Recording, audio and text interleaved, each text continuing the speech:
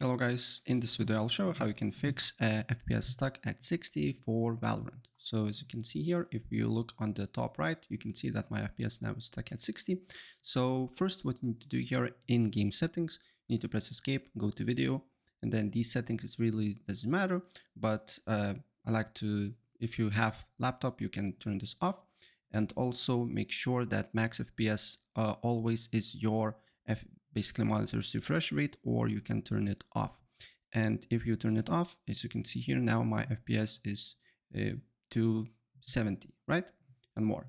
So this is the first step, but if this do not work, then what you need to do here, just go on search and write in display settings. On display settings, select your monitor where you play Valorant. Then you need to scroll down until you see advanced display. And then here make sure the highest amount is selected as well. For me it's 240.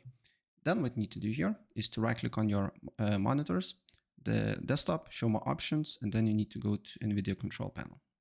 Press on change resolution, make sure highest amount is selected here on your monitor that you play.